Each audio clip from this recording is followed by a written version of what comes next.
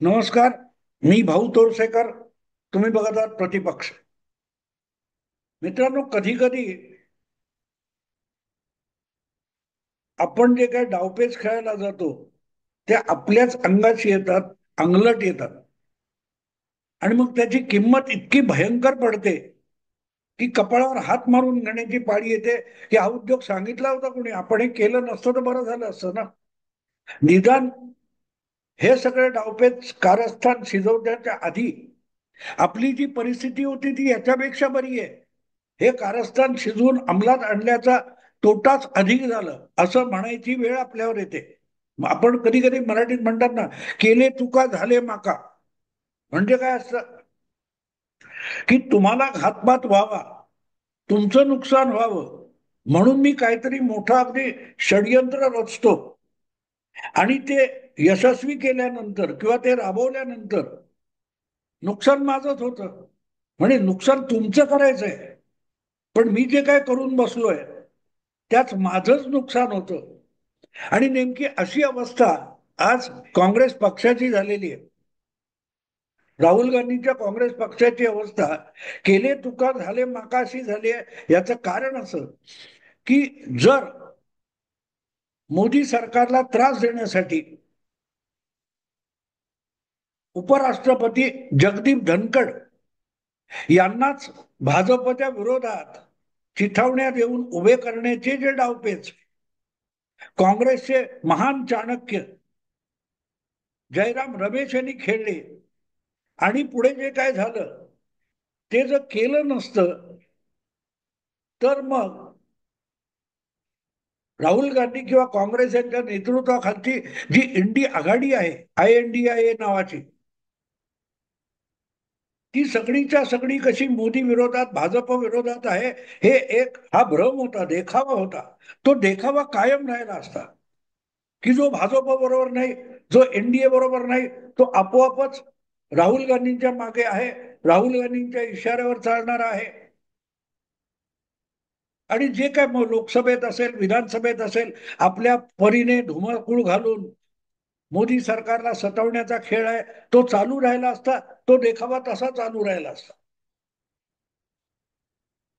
पण गंमत अशी आहे की हे डावपेच खेळायला जातात आणि त्या डावपेचामध्ये तो जो काय कोण यशवंत वर्मा नावाचा न्यायमूर्ती, त्याच्या विरुद्ध इम्पिचमेंटचा प्रस्ताव लोकसभेत आणला जाणार आहे.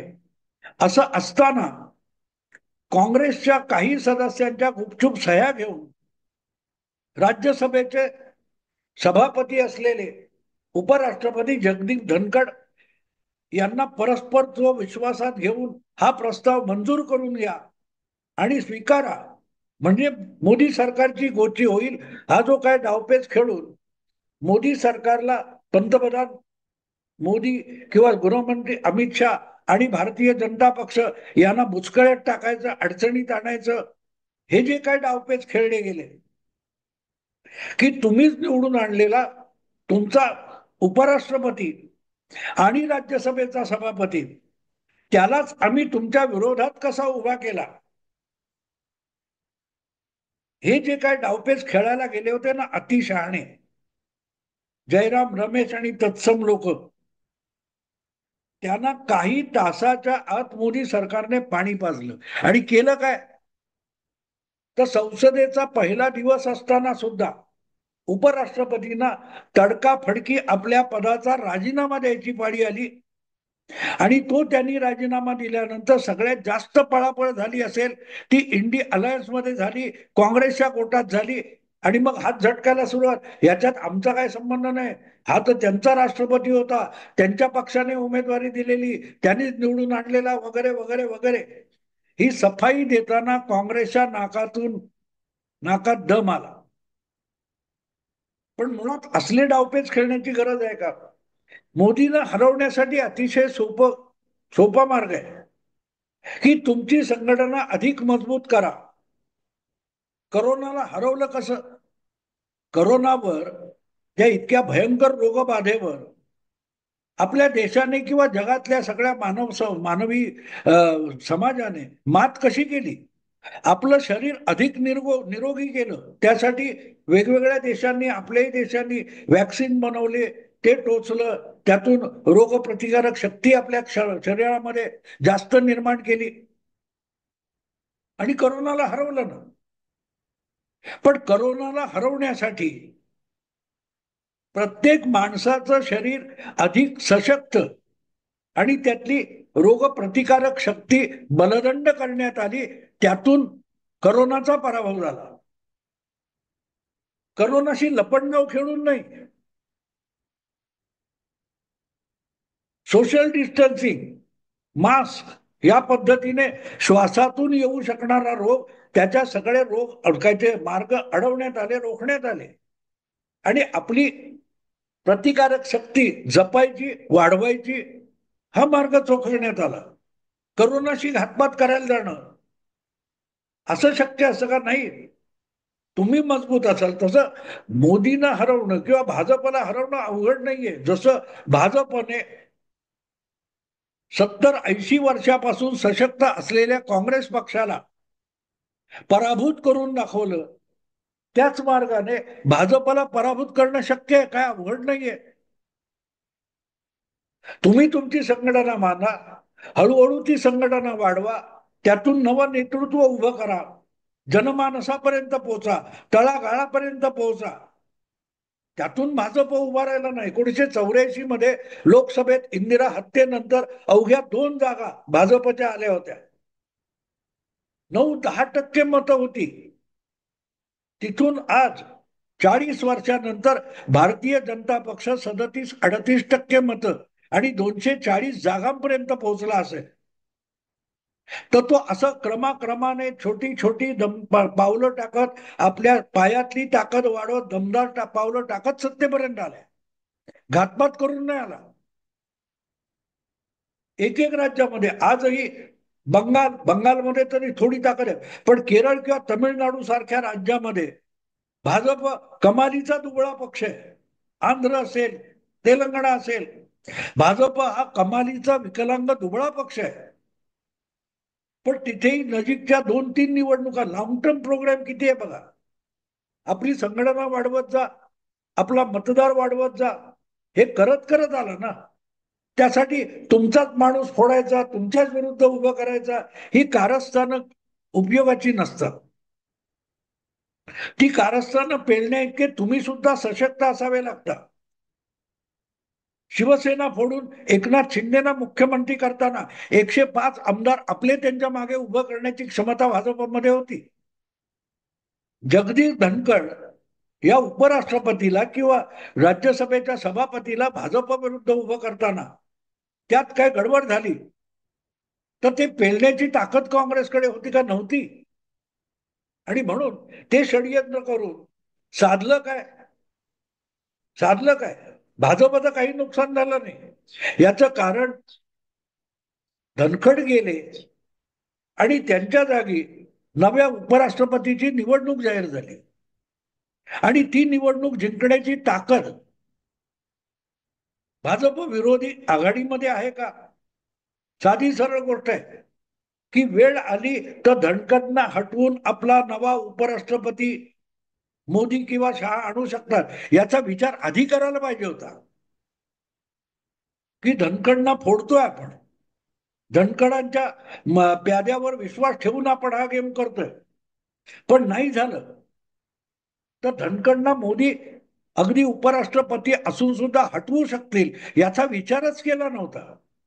आपली लंगडी बाजू कुठे आहे याचा विचारच करायचा नाही, समोरच्याच्या दुबळ्या बाजूचा विचार करायचा आणि तिकडे हल्ला करायला जायचं आणि त्याच्या तगड्या बाजूने आपल्यावर प्रतिहल्ला केला की ची ची ची करत पळायचं. याला राजकारण म्हणत नाहीत मित्रांनो, याला राजकारण म्हणत नाहीत. सगळ्या काँग्रेसच्या किंवा भाजप विरोधकांची ती गोची झालेली आहे. आणि म्हणून आता धनखड नावाचं षडयंत्र रचलं आणि राबवलं, हे अंगलट आल्यानंतर त्याचा पश्चाताप करण्याची वेळ काँग्रेसवर आली आहे. कारण धनखड तर गेले, पण त्यांच्या जागी जी उपराष्ट्रपती पदाची निवडणूक आहे, त्या उपराष्ट्रपती पदाच्या निवडणुकीमध्ये भाजपला टक्कर देऊ शकेल असं राजकारण करणं किंवा तसा उमेदवार आणणं हे सुद्धा इंडी आघाडीला अशक्य आहे. आणि परत एकदा या निवडणुकीतून लोकसभेत बहुमत असो नसो, मोदी मोदी सरकार आणि भाजप यांची निर्विवाद हुकूमत आहे हे सिद्ध करण्याची संधी या जगदीप धनखड प्रकरणाने मोदी सरकारला दिलेली आहे. मोदी सरकारला दिली ना. मग ही संधी म्हणजे आता जवळजवळ सगळेच बोलत आहेत की हा आरामात येणार. कोणते राधाकृष्णन म्हणून महाराष्ट्राचे गव्हर्नर आहेत, त्यांना आता उपराष्ट्रपती पदाचं भाजपने उमेदवार बनवले आणि ते निवडून येणार, त्याच्यात काही शंकेलाच जागा नाही. किंबहुना यातून विरोधात मानल्या जाणाऱ्या पक्षांमध्ये एकमत नाही याची साक्ष मात्र मिळाली. त्याची साक्ष मिळाली. कारण वेगवेगळे पक्ष, अगदी अखिलेश यादवचा पक्ष, अखिलेश यादवचा राज्यसभेतला नेता आहे कोणतो राम गोपाल यादव, त्यांनी त्यांच्याबद्दल चांगले उद्गार काढले. आता गंमत अशी आहे की भाजप विरोधातले जे पक्ष आहेत किंवा इंडी आघाडीतले जे पक्ष आहेत त्यांची बेरीज होते, तेवढी मतं सुद्धा जर इंडी आघाडीने उभ्या केलेल्या मतदाराला मिळाली नाहीत तरी काँग्रेसचं नाक कापलं जाणार. तुम्ही ही निवडणूक लढवायची नाही ठरवली तरीही तुम्ही मोदी आणि शहांसमोर शरणागत झालात हेच सिद्ध होणार. थोडक्यात उपराष्ट्रपती पदाची निवडणूक घेण्यासारखी परिस्थिती निर्माण करून काँग्रेसने जगदीप धनखड हे षडयंत्र आपल्यावरच कसं उलटेल असं प्लॅन केलं आणि अंमलात आणलं एवढंच लक्षात येतं. नाही तर चालू राहिलं असतं. बघा अल्पमतात आहे, बघा अल्पमतात आहे, मोदींनी बहुमत गमावलेलं आहे, हे 5 वर्ष बोलायची तुम्हाला सोय होती ना.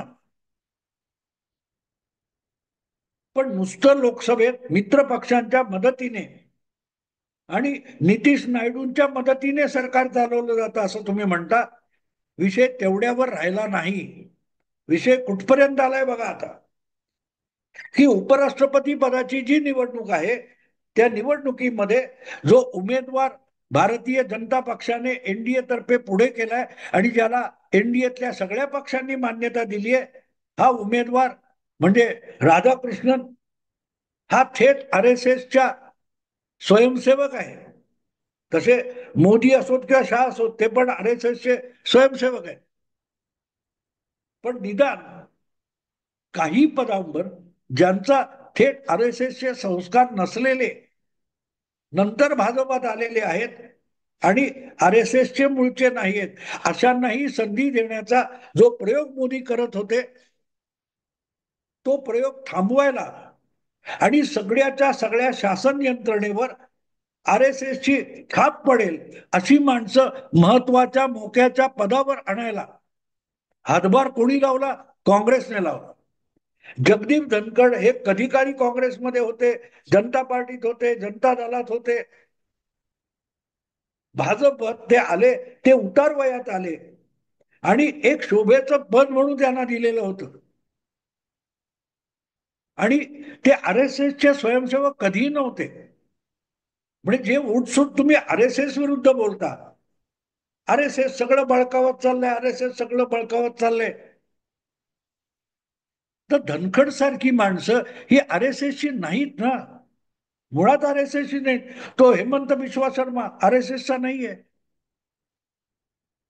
आणि तरीही त्यांना सामावून घ्यायचा प्रयत्न जर भाजपकडून होत असेल तर एक प्रकारे जगदीप धनखड ह्या कारस्थानाच्या अंमलबजावणीतून काँग्रेसने अशी परिस्थिती निर्माण केली की भाजपला मोदींना सत्ता राबवायची असेल, सत्ता टिकवायची असेल तर सगळ्याच्या सगळ्या शासन यंत्रणा, सगळ्याच्या सगळ्या शासकीय संस्था ह्या आरएसएसच्या लोकांनी बळकावल्या पाहिजेत.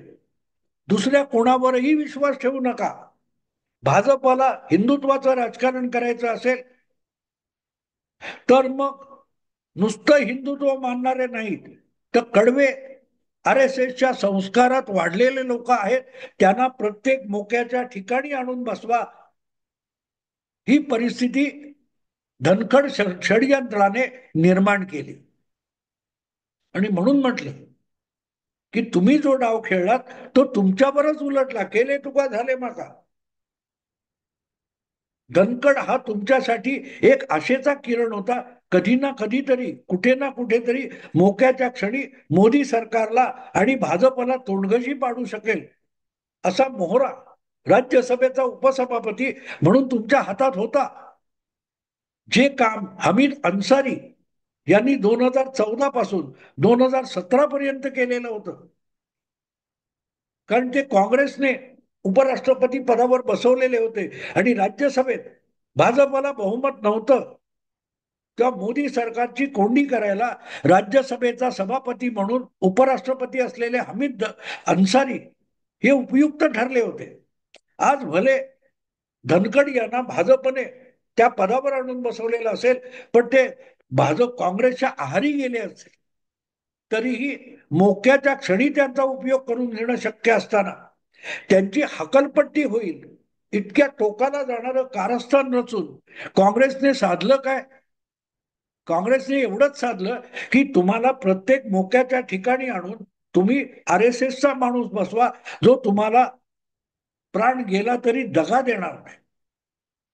या देशात भाजपचं आणि हिंदुत्वाचं सरकार चालवायचं असेल, हिंदुत्वाचं राजकारण करायचं असेल, तर एका एका मोक्याच्या जागी RSSचाच माणूस आणून बसवलं पाहिजे. हे भाजपच्या नेतृत्वाला कन्व्हिन्स करण्यासाठी जगदीप धनकड हे कारस्थान कामी आलेले. आणि त्यात तोटा कोणाचा? भाजपचा तोटा नाही होणार, भाजपचा तोटा नाहीये. तोटा जर कोणाचा होणार असेल तर तो भाजप विरोधी डावपेच करणारे आहेत, कारस्थान रचणारे आहेत, त्यांनाच त्यांच्या कारस्थानाने पूर्णपणे तोंडगशी पाडले. आणि आता तर या परिस्थितीमध्ये राधाकृष्णन हे जे भाजपचे RSSचे उमेदवार आहेत आणि उपराष्ट्रपती पदासाठी उभे आहेत, त्यांच्या समोर निदान टक्कर देणारा तरी उमेदवार कुठून आणायचा ही काँग्रेस समोर समस्या आहे. की जो इंडी आघाडीतल्या किंवा भाजप विरोधी सगळ्या पक्षांना एकदिलाने मंजूर होईल असा उमेदवार आणायचा तर कुठून आणायचा, ही समस्या काँग्रेस पुढे. आणि इकडे आणखीन 2 दिवसामध्ये उपराष्ट्रपती पदाच्या उमेदवारी अर्ज भरण्याची मुदत संपणार आहे. आणि तिकडे बघायला राहुल गांधींना वेळ सुद्धा नाही. राहुल गांधी वोट अधिकारी यात्रा, वोट चोरी यात्रा ते करायला बिहारमध्ये निघून गेलेले. आणि राहुल गांधी असल्याशिवाय काँग्रेसचं पान हलत नाही आणि काँग्रेसने काही ठरवल्याशिवाय इंडी आघाडीमध्ये श्वास घ्यायला सुद्धा बंदी आहे. आणि अशा परिस्थितीमध्ये एकामागून एक जे इंडी अलायन्स मधले पक्ष आहेत, नेते आहेत, ते राधाकृष्णन यांच्याविषयी चांगलं मत व्यक्त करायला लागले. म्हणजेच इंडी आघाडीमध्ये सुद्धा दुफडी कशी आहे हे दाखवण्यासाठी, सिद्ध करण्यासाठी जगदीप धनकड नावाचं कारस्थान उपयोगी ठरलेलं आहे. जे कारस्थान बेसिकली भाजप विरुद्ध होतं, मोदी सरकारला त्रास देण्यासाठी होतं, ते कारस्थान भाजप सरकार अल्पमतात देखील किती मजबूत आहे. मोदी सरकार बहुमतात नाही, पण लोकसभेमध्ये, राज्यसभेमध्ये, संसदेमध्ये, संसदीय राजकारणामध्ये किती भरभक्कम त्याला पाठिंबा आहे. भाजपचलेच नव्हे, अगदी विरोधातले काही पक्ष सुद्धा सरकार बरोबर नसतील, पण संकटकाली सरकारच्या मदतीला ठामपणे उभे राहतात. हे सिद्ध करून देण्याचं श्रेय जर कोणाला जात असेल तर ते जयराम रमेशांना आहे, राहुल गांधी यांना आहे, काँग्रेसला आहे. आपल्यावर जनमानसाचा विश्वास आहे. संसदेतले बहुसंख्य सदस्य कुठल्याही पक्षाचे असोत, ते आपल्याच उमेदवाराच्या पाठीशी उभे राहतात, आपल्या भूमिकेला सपोर्ट करतात, आम्ही दिलेल्या उमेदवाराला सपोर्ट करतात. हे दाखवण्याची अनमोल संधी आजच्या विपरीत परिस्थितीमध्ये मोदी आणि शहा यांना उपलब्ध करून देणाऱ्या माणसाचं नाव आहे राहुल गांधी आणि जयराम रमेश. आणि आपण ही चूक केली आता कळायला लागले. राजीनामा देण्यापूर्वी पाऊण तास धनखड अखेरचे कोणाशी बोलले असतील तर जयराम रमेशशी फोनवर बोलले होते आणि त्यामुळे ते सगळं उघडं पडलं. पण मुद्दा असा असतो की त्यांनी काय कारस्थान केलं, ह्यांनी ते कारस्थान तुमच्या फायद्यासाठी असायला पाहिजे, एवढं तरी लक्षात घ्या. या पुढच्या राजकारणासाठी कारस्थानं अशी रचा की त्यामध्ये आपणच सापड्यात अडकू, आपल्याच गळ्याला फास लागेल, असली तरी कारस्थानं रचू नका. आणि अशी कारस्थानं रचली, ही काँग्रेसमध्ये अजूनही थोडीफार अक्कल ठिकाणावर असलेली जी माणसं आहेत त्यांना कळतंय की आपण केवढी घोडचूक करून बसलो. आपण मोदींना त्यांचं पावित्र्य, शुद्धता आणि बहुमत सिद्ध करण्याची, पाठिंबा सिद्ध करण्याची आणखीन एक संधी कारण नसताना कशी दिली. आणि आपण किती तकलादू, आपण किती विकलांग आहोत हे दाखवण्याचं प्रदर्शन आपणच कसं मांडलं, याचा पश्चाताप अशा सगळ्यांना होतोय. आणि म्हणून ते म्हणतात, काही काँग्रेसवाल्यांनी अगदी स्पष्टपणे सांगितलेलं आहे की जगदीप धनखड हे कारस्थान आम्ही रचलं आणि अवलंबिलं आमच्यातल्या काही लोकांनी, याचा आम्हाला पश्चाताप होतो. असं मित्रांनो, इथेच थांबतो. आवडलं लाईक करा, शेअर करा आणि प्रतिपक्षाला सबस्क्राईब करा. नमस्कार.